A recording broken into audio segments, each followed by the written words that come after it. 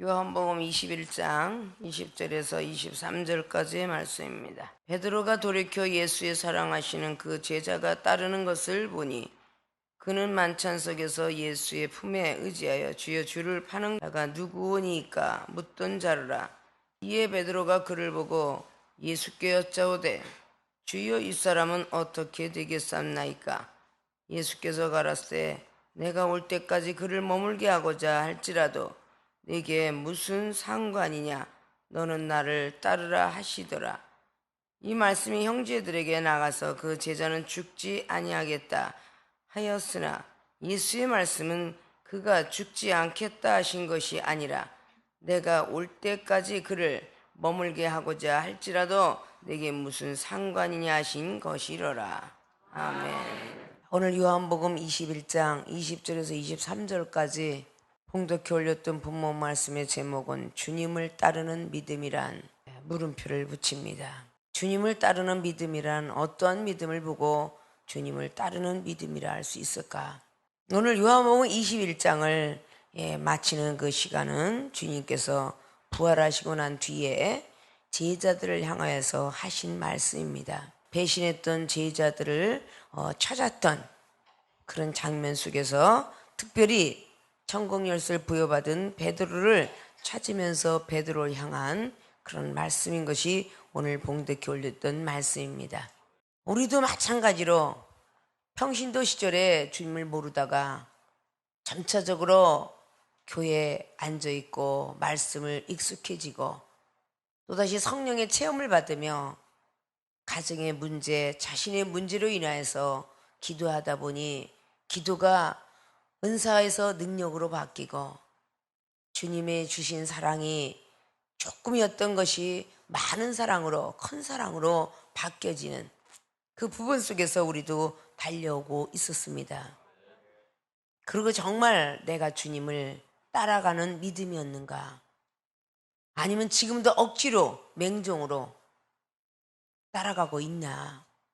우리는 하나님께서 우리를 택하셨다라는 요한복음 15장 16절 말씀처럼 우리가 하나님을 택한 것 같은데 하나님은 우리를 택해 주셨기 때문에 과거사 속에서 사업을 했든 그리고 똑똑했든 명예를 가졌든 어떤 환경에 있든 간에 선택하는 그 권은 하나님께 달려서 사업이 부도가 나고 가정이 회파가 되고 육신의 고통과 질고로 인하여서 하나님이 우리를 부르십니다. 이제까지는 우리의 때였지만 하나님의 때가 되었기 때문에 우리를 불렀다는 것이죠.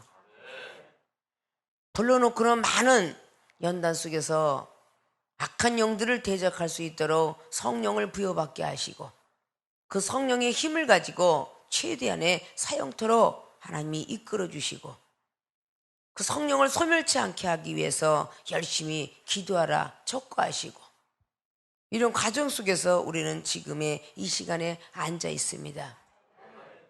처음은 맹종으로 따라오다가 이제 주님의 은혜가 감사하여 순종하는 마음으로 따라가다가 이제는 세상 것은 아무것도 바라보지 않겠나이다. 오직 하나님 앞에 복종하겠나이다. 군대의 군인들이 제대하는 군인도 있지만 나라를 위해서 내가 여기다가 뼈를 묻고 몸을 묻겠습니다라는 장교 출신의 군인들도 있습니다. 바로 하나님 나라의 십자가 군병들은 때때로 평신도와 같지 않고 특별히 생명수교회 주의중과 성도 여러분은 특별히 하나님께서 부르는 역사 속에 초신자 시절에 소명받아 나선 줄 알았더니 중신자 시절에 사명을 부여받았다라고 듣게 되며 강신자가 되니까 순교자 정신을 가지고 특명을 받았구나 라는 걸 가지고 우리가 마음에 믿으면서 주님을 따르는 믿음이 점차적으로 강하게 나타나고 있다는 것입니다. 그런 그 믿음이 늘 과거를 바라보는 것이 아니라 앞을 향하여 전진해야 될 것입니다.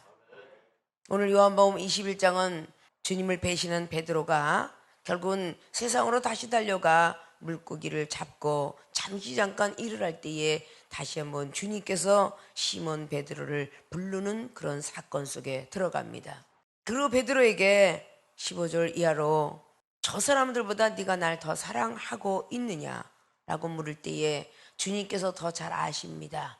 교만했던 그 입술이, 교만했던 모든 생각들이 다 주님이 십자가 밑에 수장시키고 내가 주님을 더 사랑하는지는 주님께서 더 잘 아시나이다 라는 말씀을 3번씩이나 신앙 고백을 하고, 젊어서는 내가 스스로 띠를 띄었지만 이제는 내 팔을 벌리고 남이 내게 띠를 띄울 것이다.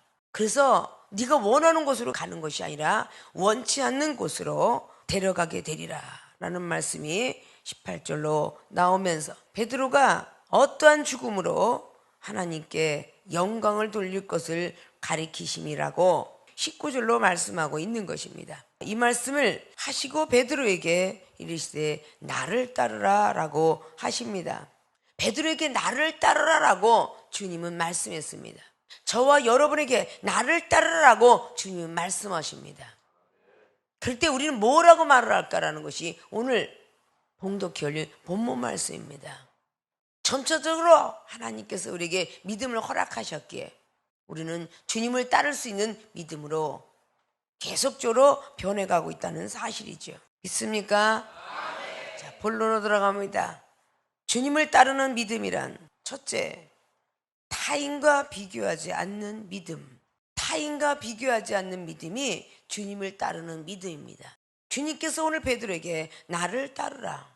그러면 베드로 사도가 사복음서를 통해서 마태복음 특별히 4장 말씀을 보면 주님께서 성령이 이끌려 마귀에게 시험을 당하시고 천사가 수정 들다가 떠나간 뒤에 은사와 능력과 권세로서 베드로, 안드레, 야고보, 요한이가 그물을 걷고 있었고 깁고 있었고 하고 있을 때에 너는 나를 따르라. 그럴 때는 아무 타인과 비교하지 않았습니다. 바로 따르게 되었죠. 우리는 누구나 할 것 없이 아픔을 당하고 그리고 사업을 망하고 가정이 잘못됐을 때 너무 아픈 고통 속에서 주님을 믿어보십시오 그러면 나 같은 사람 믿어도 되는가? 죄인에게 믿으십시오라고 죄를 많이 지은 사람이 나 같은 사람도 하나님이 돌아보실까? 순수한 마음 가지고 주님을 따라옵니다. 그다음 나이가 점점 더 먹어가면 내가 생각했던 건 이게 아닌데 그냥 교회만 왔다 갔다 한다고 그랬지 내가 언제 신학을 가고 내가 언제 전도사가 되고 내가 언제 준목가 목사가 되고 싶어 했나? 왜 나를 자꾸 이끌어 가시는 거야? 이래가면서 아주 불평불만이 가득 찬 입술 가지고 달려갑니다. 그리고 자꾸 타인하고 비교합니다. 저 다른 교회 그러지 않잖아. 근데 생명수교회 오기만 하면 다 주의 종이래. 난 너무너무 싫거든. 이래가면서 계속 나이가 먹어가면서 투덜투덜 됩니다. 우리들도 그랬다는 것이죠. 이 중에 세상 가운데 저 동생 살려주면 하나님 잘 믿을게요 했지 내가 목사가 잘 될게요 한 적은 없거든요. 그러나 주님께서 동생을 살려주면서 잘 믿을게요라는 그 뜻을 우리가 모르고 있던 것이고 하나님께서 주님을 잘 믿을게 하고 성령을 이끌어서 우리에게 입술 벌리게 한 것은 이미 예정론에 들어가 있었던 사실이다 그 말이에요. 계속 투덜거려봤자 매가 튑니까? 맞죠. 뒤통수를 얻어맞고 앞통수를 얻어맞고 다리 몽둥이가 삐뚤어지고 손목이 휘어지고 배창지가 오장육부가 구라파 전쟁이 일어나고 이런 모든 모습 속에서 우리가 다 복종하게 된 것이지 우리의 믿음이 얼마나 달랐다고 복종을 하겠습니까? 오늘 베드로 사도가 그렇게 초년생이었을 때는 아무 소리 안 하다가 자 너는 나를 따르라 어린 양을 먹이고 치고 또 양을 먹여라 그런 말만 했으면 좋겠는데 젊어서는 네 자유대로 띠를 띠고 다녔지만 네가 늙어서는 네 자유함이 없으리라 남이 너를 띄우더라도 너는 가야 되느니라 그는 어렵고 힘든 죽음을 맞이할 거라고 오늘 19절의 말씀을 주님께서 하셨을 때에 그리고 아무 소리 하지 말고 나를 따르라 그랬으면 예 알았습니다 했으면 좋은데 오늘 베드로가 돌이켜 예수의 사랑하시는 그 제자가 따르는 것을 보고 자기만 따르는 줄 알았더니 사랑하는 제자가 또 따르는 것을 봅니다. 그는 만찬석에서 예수의 품에 의지하여 주여 주를 파는 자가 누구이니까 묻던 자로라 이에 베드로가 그를 보고 예수께 여짜오되 주여 이 사람은 어떻게 되겠삼나이까? 주님의 무릎 밑에서 앉아있던 것도 얄미워 죽겠는데 베드로 혼자 따라간 줄 알았더니 옆에 누가 따라가고 있었어요. 늘 우리 아들이라는 요한이는 늘 주님께서 무릎하게. 근데 믿음이 늘 강했기 때문에 베드로 사도 날마다 사단아 물러가라. 그러니까 비교가 되겠죠. 나는 날마다 야단 맞는데 저 한 영혼은 날마다 사랑한다 사랑한다 날마다 품고 안어. 그럼 여러분들이 비교가 되겠어요 안 되겠어요? 오늘 비교가 되지 말라고 우리들에게 말씀하시는 것입니다. 22절에 예수께서 가라사대 때 내가 올 때까지 그를 머물게 하고자 할지라도 내게 무슨 상관이냐 너는 나를 따르라 하시더라. 자, 타인과 비교하지 않는 믿음 가진 사람이 주님을 따르는 믿음을 가진 사람입니다. 여러분들이 주님을 따라간다 하면서 생명수계에서 아주 자주자주 나타나는 현상들이죠. 막 은사가 엄청나게 강하게 크고 있다가 나중 들어온 사람이 갑작스레 은사가 확 뻥튀기를 해갖고 엇구리가 돼가면 목사님 저 사람은 어느 정도까지 은사 능력이 임할까요? 아주 궁금해서 못 살아. 그가 어떻게 되든 무슨 상관이냐고. 하나님과 1대1의 사람으로서 강신자는 강신자대로, 중신자는 중신자대로, 초신자는 초신자대로 한 달란트 받았으면 2달란트로 5달란트 받았으면 10달란트를 다 잘했다 칭찬을 해주신다 그랬어요. 기운 센 사람이 한 가마에 쌀을 메고 가면서 연약한 자가 20kg짜리 들고 가는 그 남정네가 참 배기 싫겠죠. 나는 날마다 힘든 일만 시키는데 옆에 있는 영혼은 사부작 하고 부삽질만 하고 있어. 그럼 얼마나 배기 싫겠어요. 덕산기도에서 자주 나타나는 현상이야. 나는 힘들어 죽겠는데 껐떡하면 목사님은 눈만 뜨면 나를 불러가는데 왜 저 옆에 있는 영혼을 안 불러갈까? 앉아서 잠깐 휴식하고 싶은데 왜 껐떡하면 힘든 일만 있으면 나만 불러갈까? 이러고선 날마다 지적받는 사람들이 많았어요. 기운이 그만큼 세니까 기운 센 자리는 그 사람을 불러가고 하나님 얼마나 공평한 줄 아십니까? 기운 센 사람, 등치 큰 사람, 힘센 사람은요 약간 지혜가 부족하게 만들어놨어요. 그래서 똑똑한 자리에 들어가면요 꼭 망가뜨려놔요. 머리 쓰는 자리에 가면 꼭 망가뜨려 놓으면서 다 하는 것처럼 달라붙어요. 그러다 결국은 기구를 망가뜨리든지 뭘 부서뜨리든지. 도끼질 못하는 사람 도끼하면요 도끼날 다 나가게 하고요 나무 다 분지러나. 톱질 잘못하는 사람이 톱을 하면요 그 톱 하나 살래도 몇만 원 줘야 되는데 날이 다 나가게 만들어. 그냥 외낫 조선낫 그래갖고 조선낫은 강해가지고 나무를 막 벨 수가 있어갖고 들고 다녀야 되는데 낫이 가볍다고 하여서 그걸 들고 다니면서 있는 대로 큰 나무 다 후들고 다녀. 몇 시간 돌고 나면 낫이 다 나가서 몇만 원 없어야 돼. 그러면서 그냥 나도 할 수 있어요 나도 할 수 있어요 그런다 그 말입니다. 아니 어린아이가 한 말을 들고 갈 수 있어요 물으려? 한 바가지 정도 때때로 한 대 정도는 들고 갔을지라도 한 말 큰 통은 들고 갈 수가 없겠죠. 여인네들도 마찬가지인 거야.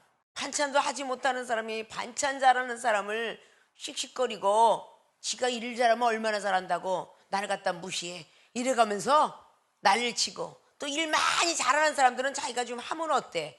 일 못한다고 왔다 갔다 하고 아유 그거 왔다 갔다 하시지 마 거치하기 싫었겠어? 일도 못하면서 더럽게도 왔다 갔다 하고 자빠졌네.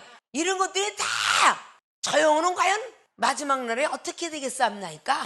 이러고 묻는 거야. 목사님 저는 일도 안 하고 저는 날마다 밥이나 퍼먹고 앉아있는데 과연 은사를 받겠습니까? 안 받겠습니까? 과연 구원받고 천국 가겠습니까? 안 가겠습니까? 이걸 묻는 사람과 똑같다고 말이야. 그걸 이종한테 물으면 한 번, 두 번 혼난 사람은요 속으로 그래요. 더 큰 죄 지는 거야. 나는 이렇게 묵사발라도록 일어나는데 방언도 오리지널도 아니고 나는 그냥 가진 거를 하나도 없는 것 같은데 저는 아무것도 안 하고 맨날 밥이나 축내는 것 같은데 영화는 퍽퍽 떠지고 방언은 쩍쩍 열어지고 공평하지 못하세요. 이러고 투덜거리는 영혼이 많더라고 말이에요.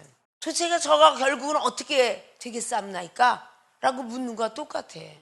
이거는 주의 종이 됐다고 해서 그 말을 안 하는 게 아니라 여러분들이 습관적으로 몸에 배어있지 않고 입술에 배어있지 아니하면 그 말은 계속 10년, 20년이 가도 똑같습니다. 주님이 이끄는 대로 우로 와라 그러면 우로 가고, 좌로 와라 그러면 좌로 가고, 직진해라 하면 직진 가고, 타인과 비교하지 않는 믿음이 있어야 주님을 따르는 믿음이에요. 자동차 운전하고 다니면서 질서를 지키지 않는다면 다 교통사고가 나고 어지러운 세상이 될 겁니다.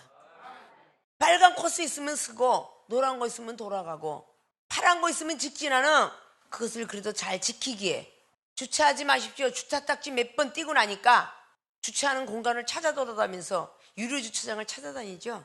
돈을 주고라도 딱지 띄는 값이 더 많으니까. 외곽길로 다니지 마십시오. 벌금 한번 떼먹은 사람들은 절대 조심조심합니다. 하나님께 두드러 맞은 사람은요, 조심조심 신앙생활합니다. 아십니까?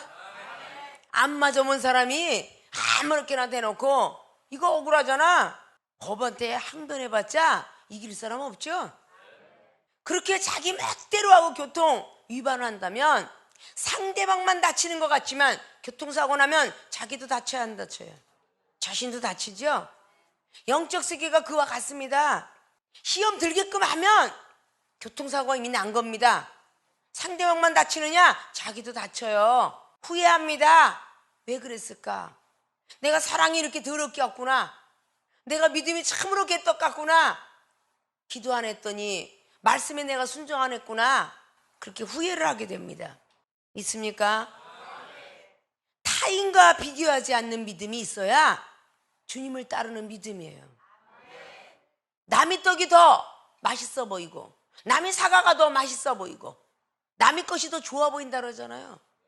날마다 싸우는 부부가 교회 와서 막 은혜를 담뿍 받은 집사님, 장로님, 목사님을 보면 속으로 얼마나 많은 범죄를 야, 내 남편이 저랬으면 좋겠다.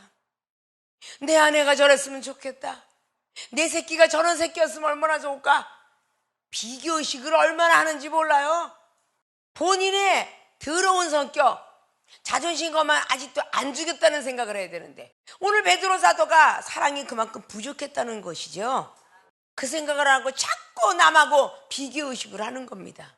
이 세상에 살면서 믿음 좋은 사람이 있는가 하면 기도를 잘하고, 기도를 잘하는 사람이 있는가 하면 사랑이 많고, 사랑을 잘하는 사람이 그러면 겸손하고, 타인하고 비교를 하기 때문에 우리의 믿음은 떨어지고 있는 것입니다. 주님을 따르는 믿음이 타인하고 비교한다면 벌써 하나님을 무시한 것이고 하나님을 만홀히 여기게 된 것입니다. 나를 태어나게 하셨던 하나님을 원망하고 있는 것입니다.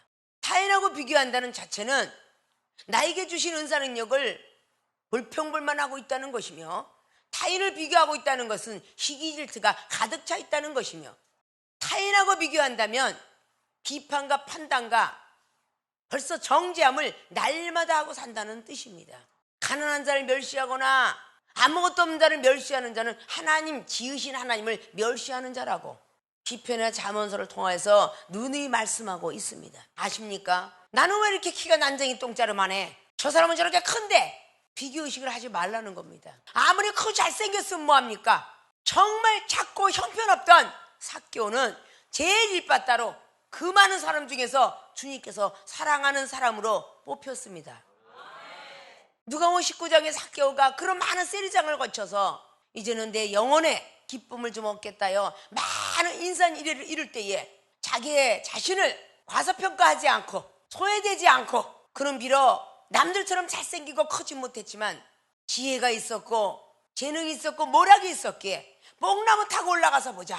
그럼 빨리 볼 수 있지 않느냐? 라는, 결국은 뽕나무 타고 올라가서 쳐다보는 그 믿음을 보시고 주님께서는 우러러보시고 내가 오늘 밤에는 다른 많은 인산이를 이뤘지만 그들의 영혼을 찾지 않고 내가 너의 집에 유하리라 라고 하셨다는 것입니다. 태어난 자체가 크게 태어났으면 싱거운 면도 있고 작게 태어났으면 단단한 면도 있는 것 아닙니까? 오이고추가 싱겁지 않습니까? 그 맵지 않은 고추는요, 김장에 김치의 맛을 못 냅니다. 그건 그냥 된장 찍어 먹는 맛으로 낼 수 있어요. 매운 고추가 빨개져야 고춧가루도 내며 그 고춧가루가 김치 맛을 냅니다. 맵지 않은 거는요, 김치만 내지 못해요. 작은 고추 맵다라는 것처럼 내가 비록 작고 형편없지만 내가 가진 믿음 갖고 하나님께서 참 기뻐하는 믿음으로 드리리라 마음속에 새기고 있다면 좋은 결과가 나오지 않겠습니까? 믿습니까? 정말 주님을 따르는 믿음이라면 타인과 비교하지 않는 믿음이 되어야 됩니다. 오늘 아멘하고 이따 밥 먹다가 남의 거 비교하지 마셔요. 응? 쟤는 왜 국수를 저렇게 많이 줘서 나는 조금 주고, 쟤는 왜 이렇게 일을 조금 시키는 거야, 나는 많이 시키고. 꼭 그렇게 비교의식을 해요. 아십니까? 꼭 불러도 나만 불러. 왜 다른 사람 안 부르고 왜 나만 불러? 기운이 세니까 부르는 거야. 기운 없으면 안 부르잖아요. 청년들만 부르는 거는 작년보다 힘이 세니까. 저 청주의 신 목사님 빼빼 말라도 깡다가 있어갖고 잘 들고 다니는데 공주병이 들어있고 대비만 병 들어있는 네 목사님은 못 들고 다녀요. 입은 오닥져서 명령을 할지라도 못 들고 다닙니다. 반찬도 제대로 못해요. 근데 그런 또다시 입이 살아서 영혼을 또 이렇게 다 참견하고 다니잖아요. 은상력 받아서 영혼 챙기고 영혼 상담하면 그것도 큰일 아니냐 그 말이야. 어떤 이는 말 잘하고 어떤 이는 일 잘하고 그러면 각자가 하늘에 상급이 있을진데 저 인간은 말만 잘했지 일을 하나도 못하더라. 그 비교의식을 왜 해요? 이런 의식을 하면 안 되는 거야. 타인과 비교해서는 안 됩니다. 타인과 비교하지 않는 믿음이 있어야 주님을 따르는 믿음이에요.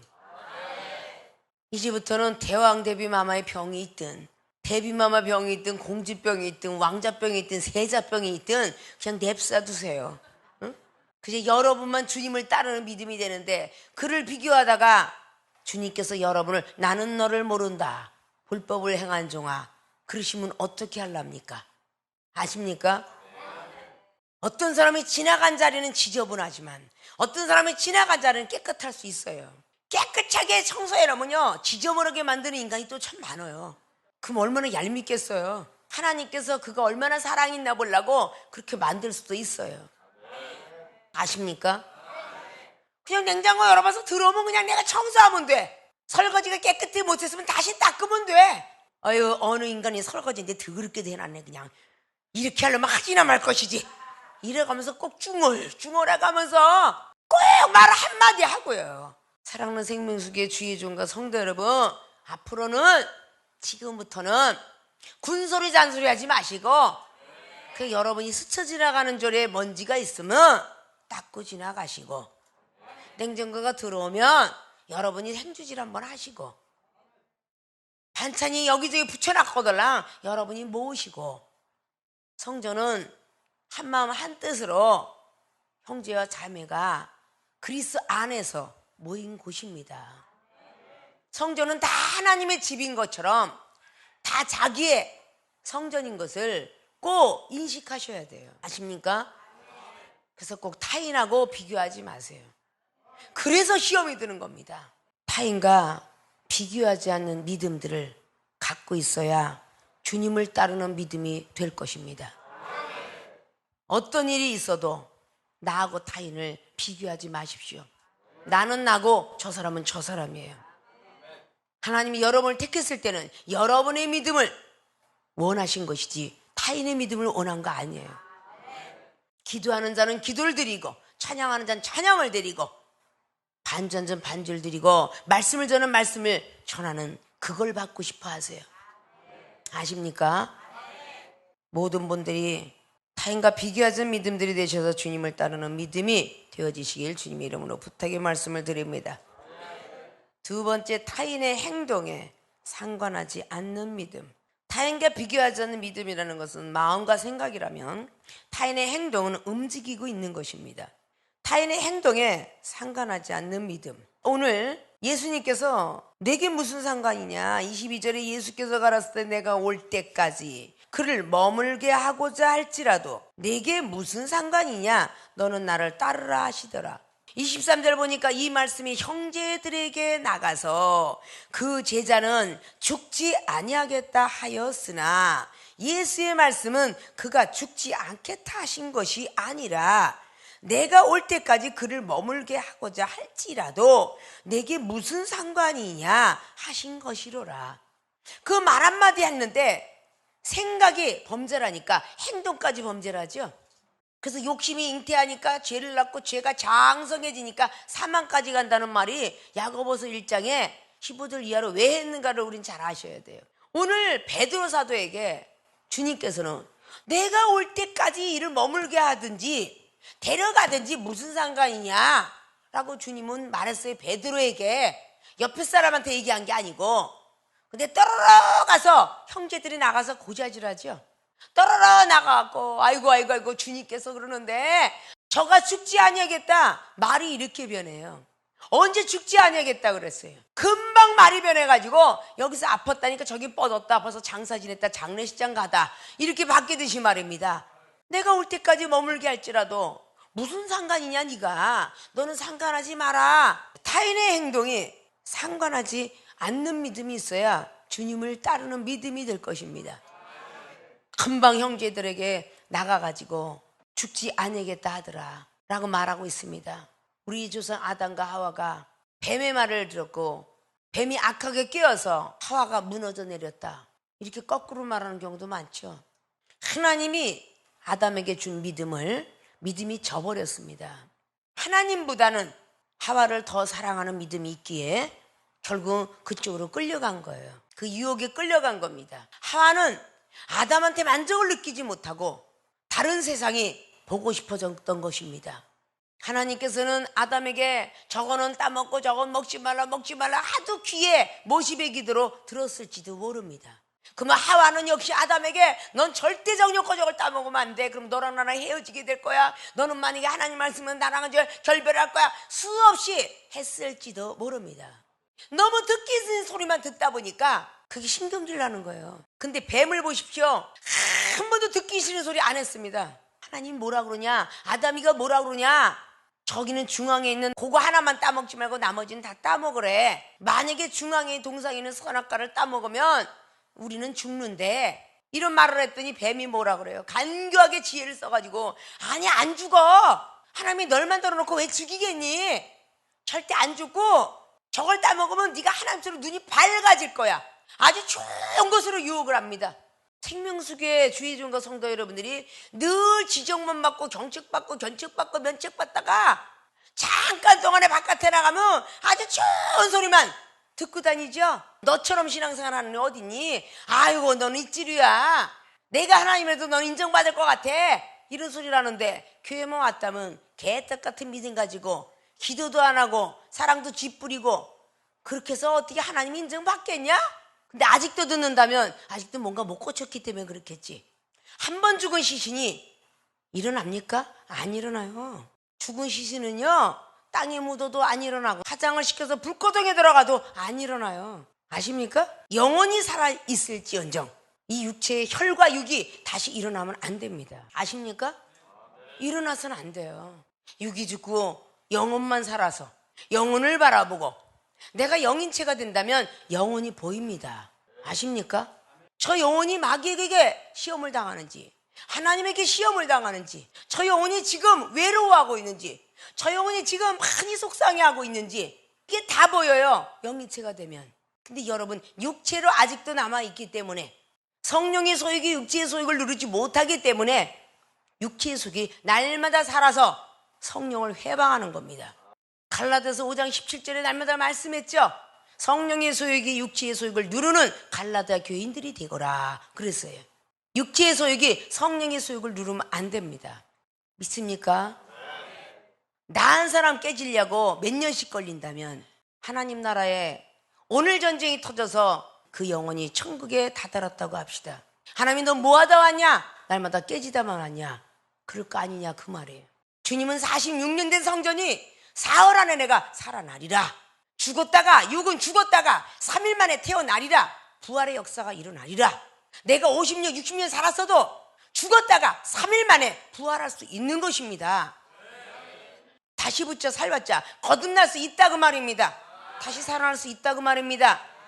내가 안 깨진다면 내 뒤에 줄 서 있는 많은 사람들이 어떻게 깨지겠습니까? 그러다 주님이 오늘 오신다면 뭐라고 여러분들은 말하실 겁니까? 부지런히 깨져야 여러분 뒤에 줄 서 있는 가족과 친척과 친구들 사업장의 직원들 다 여러분을 따라올 것 아닙니까? 입으로만 붕붕하지 마시고 여러분이 깨지는 연습을 하십시오. 아십니까? 타인의 행동이 어떻게 되었든 상관하지 마시라고 말입니다. 관계하지 말라 그러십니다. 생명수기에 온 이상 여러분이 위로는 하나님 바라봤고 이 땅에서는 이종이 나가는 말씀, 이종이 나가는 은사 보고 이 자리에 앉아있는 거 아닙니까? 은사가 임하고 능력이 임하면 왜 자꾸 주변을 바라보면서 환경을 바라보면서 왜 타인하고 자꾸 상관 있는 행동을 합니까? 타인에게 왜 간섭을 하느냐 그 말이죠. 간섭을 해서는 안 되죠. 여러분도 배우는 자리예요. 누가 여기는 이래라 저래라 할 수 없는 거예요.